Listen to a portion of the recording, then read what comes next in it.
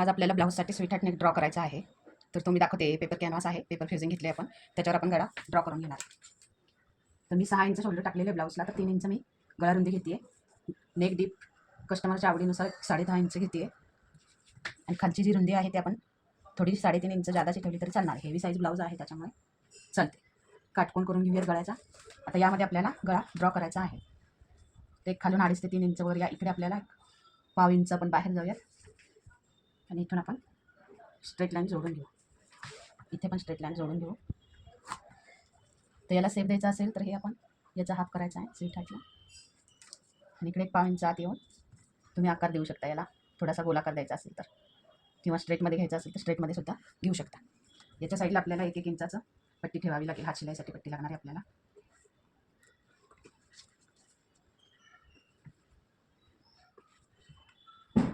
त्या पद्धतीत आपण इथे ड्रॉ करून घेऊ. हा झाला आपला बॅक साईडचा गळा. आपल्याला आता फ्रंटला सुद्धा मी स्वीट हार्ट घेतलेला आहे नेक पॅटर्न. बॅक आणि फ्रंट दोन्हीला स्वीट हार्ट नेक तयार करतो आपण. तर मी आता फ्रंटचा पण दाखवते. तर फ्रंटचा आपल्याला मी रेडी करून घेतलेला आहे. हे गळा ऑलरेडी मी याच्यावर कटिंग केलेला आहे. तोच गळा ठेवून कसं कापायचं ते मी दाखवते. कॅनव्हास जेव्हा आपण गळा कटिंग केलेला असतो तेव्हा गळाच आपल्याला कॅनव्हासवर ठेवावा लागतो. आणि जसं गळा आहे तसंच हे ड्रॉ करून घ्यायचं. कॅनव्हास लावल्याने गळ्याची फिनिशिंग छान येते. तर जसं आहे तसंच आपल्याला हे आखून घ्यायचं आहे.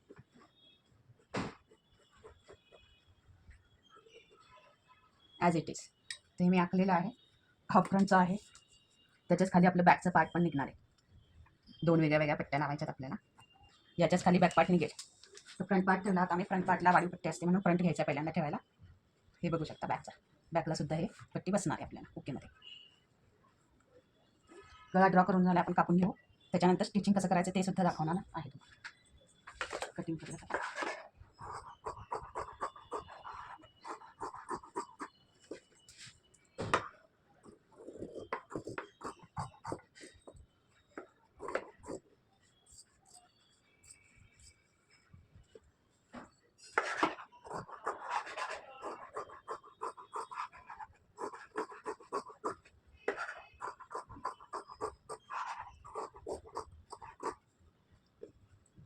या 2 करायच्यात आपल्याला. एक बॅक आणि एक फ्रंट लागणार आहे. फ्रंटच्या 2 गळ्याच्या पट्ट्या होणार आहे. एक राईट साईड आणि एक लेफ्ट साईड. हे झालं फ्रंटचं आणि ही आपली बॅकची पट्टी आहे. तर आता आपल्याला हे कपड्यावर प्रेस करून घ्यायचं आहे. हे बघा मी ठेवलेले आहे फॅब्रिकवर. याची जी चमकणारी बाजू असते ती फॅब्रिकला चिकटते. याच्यात दाखवते मी. चमचम करते जी बाजू चमचम करते ती फॅब्रिकला चिकटते. जी चमचम करत नाही ती चिटकत नाही. चिटकवून घेतल्याशिवाय गळ्याचं फिनिशिंग होणार नाही. ही पट्टी मी फॅब्रिकवर ठेवलेली एक्स्ट्रा फॅब्रिकवर. आपलं 3 इंच गळा रुंदी घेतली तर आपला हा 6 इंचाचा डिस्टन्स हवा आहे. गळा जास्ती फाकून ठेवून चिटकवायचा नाही आहे. बरोबर आहे. मी आता प्रेस करून घेणार.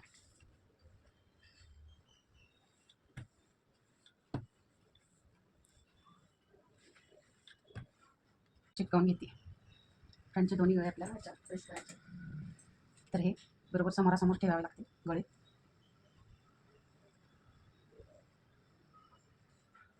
जसं बसेल तसं बसवून घ्यायचं. कपड्यानुसार ॲडजस्टमेंट करावी लागते. आपण हे प्रेस करून घ्या. मी त्याच्याच खाली बॅकचा गळा ठेवलेला आहे म्हणजे चिकटलं नसेल तर चिटकेल. चिटकवून घेतल्याशिवाय गळा शिवायचाच नाही. फिनिशिंग येत नाही. चिटकवावेच लागतं आपल्याला. आणि कॅनव्हासशिवाय आपण गळे करू शकत नाही. पेपर फ्युजिंग पाहिजेच आपल्याला.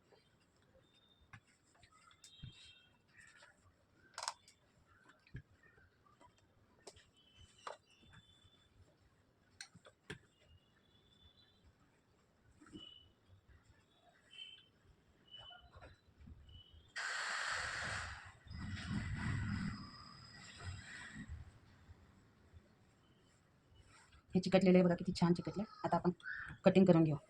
कसं लावायचं आहे तेही दाखवणार. आपलं हे चिटकावून झालेलं आहे. आपण कटिंग करून घेऊया. तर एक आपल्याला इथं 1/2 इंचाचं फॅब्रिक सोडायचं आहे आणि कटिंग करायचं आहे. फोल्डिंगसाठी आपल्याला फॅब्रिक लागणार आहे. मधला कपडा मी कापणार नाही आहे कारण बॅकचा गळा मी कापलेला नाही आहे.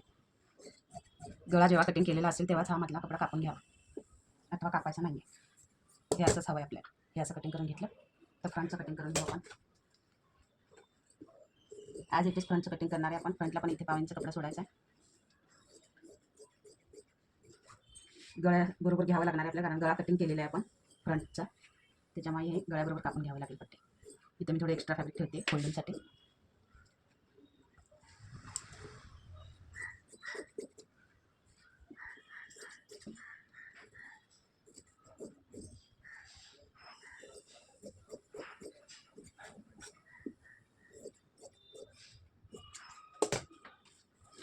बघा आपल्या या सगळ्या पट्ट्या झालेल्या आहेत, फ्रंटचे 2 आणि हे बॅकचे 1.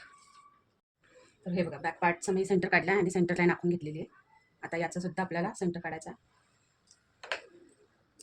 सेंटर मॅच झाले पाहिजेत. सरळ फॅब्रिक घ्यायचे, सरळ घेतलेले, सरळवर हे कॅनव्हास ठेवणार आहे. सेंटरला सेंटर मॅच करायचा आहे आणि हा खालचा सेंटरसुद्धा आपल्याला मॅच करून घ्यायचा आहे आणि टचनी लावून घ्या.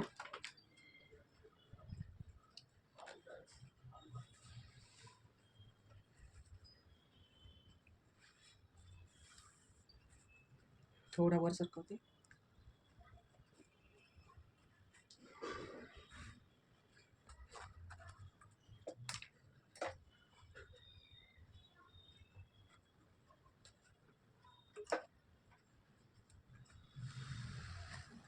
तर या पद्धतीत तुम्ही हे लावून घ्या आणि स्टिच करताना अगदी आपल्याला याच्या शेजारून शिलाई मारायची आहे. जिथे कॉर्नर आहे तिथे सुई तिथंच ठेवायची, फक्त कपडा फिरवायचा आहे आणि शिलाई मारून घ्यायची. तर तुम्ही दाखवते आता कसं मारायचं. कॅनव्हासवर शिलाई आणत नाही आहे, कॅनव्हासला चिकटून अगदी शिलाई मारायची आहे, तरच गळ्याची प्रॉपर फिनिशिंग येणार आहे तुमच्या. जिथं कॉर्नर आहे तिथे मी सुई ठेवलेली आहे, फक्त मागचा दाब हे उचलला आहे, दाबावर येतो त्याने दाब उचलला आणि सुई तिथेच ठेवलेली, सुईवर घेतलेली नाही आहे. इथल्याही पॉईंटला तुम्हाला सुई खालीच ठेवायची आहे, फक्त कपडा फिरवून घ्यायचा आहे, सुईवर काढायची नाही.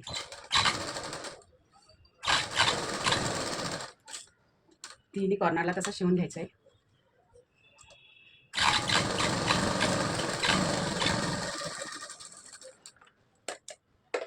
बघू शकता तुम्ही हे स्टिच झालेलं आहे. तर बॅक साईडने आपल्याला हे स्टिचिंग बरोबर दिसतं.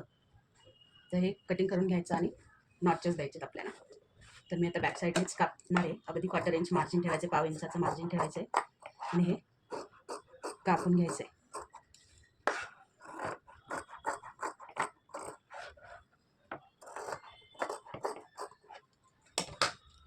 आणि इथं जिथं कॉर्नर आहे तिथे नॉच द्यायचे आपल्याला.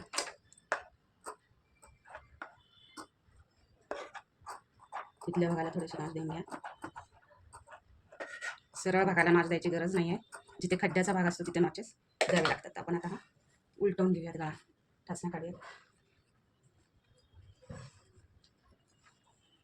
त्याच्यावर एक दाब शिलाई मारून घ्या, म्हणजे आतमध्ये जायला मदत होईल. दाब शिलाई करून घ्या.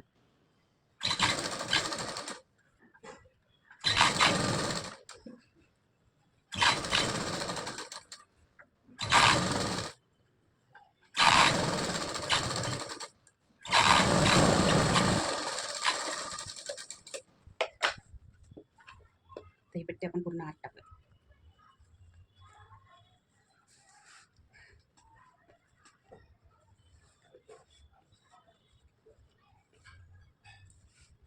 गळा अशा पद्धतीने आपला रेडी झाला आहे. प्रेस करून घ्यायचं आहे आणि हात शिलाई करा किंवा फ्युजिंग टेप लावून चिटकवून घ्या, कसंही करा. हे आपलं बॅकपार्ट रेडी झालेलं आहे. हे आपलं बॅकपार्ट अशा पद्धतीने रेडी झालेलं आहे. बघा, बघू शकता तुम्ही किती छान नेकलाईन तयार झालेली आहे. प्रेस केलं की गळा आणखीन सुंदर होणार आहे. त्यात आपण फ्रंट पार्ट, आता आपण फ्रंट नेकचं कॅनव्हास जोडून घेतो. तर बघा, हा फ्रंट नेकचा भाग आहे. त्याबरोबर कॉर्नर जिथे मॅच होईल तिथं ठेवायचा आहे. एक टाचणी लावून घ्या कॉर्नरला, हलू नये म्हणून, आणि मग गळा शिवायला सुरुवात करायची. पण गळा आपल्याला आता आपण गळा कटिंग केलेला होता हा, त्याच्यामुळे आपल्याला कॅनव्हासवर शिवण करावं लागणार आहे. तर आपण कॅनव्हासवर 1/2 इंच एक दाबाचं शिवण करून घ्यायचं. एक दाबाचं शिवण जर केलं तर सगळीकडे परफेक्ट शिवण होतं. एक दाब म्हणजे या 2 दाबापैकी एकच दाब धरून शिवण करायचं. तर बघा आता मी कसं एक दाबाचं शिवण करून घेते.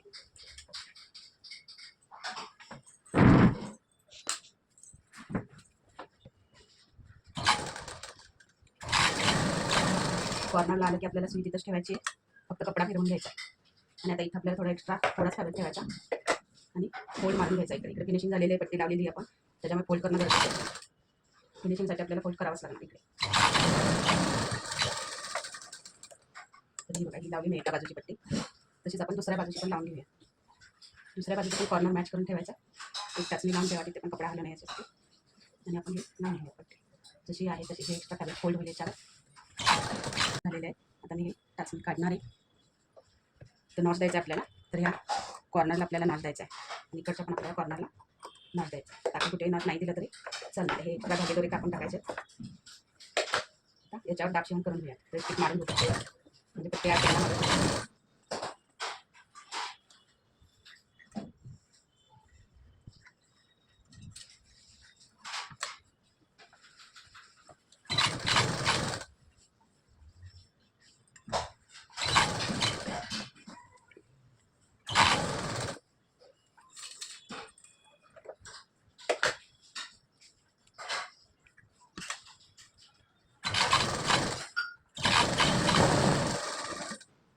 दुसऱ्या बाजूला पण आपल्याला ड्रॉ करून घ्यायचं.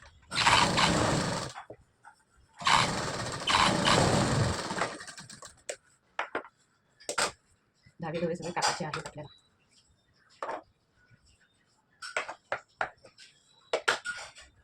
तर आता आपण हे आत टाकूयात.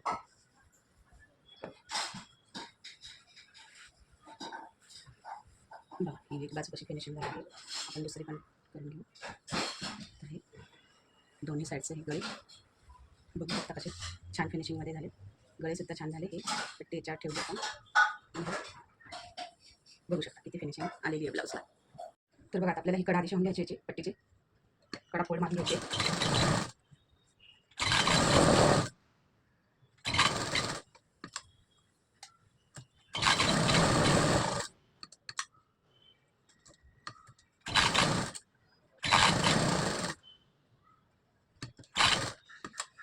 अशीच फ्रंटची कडा पण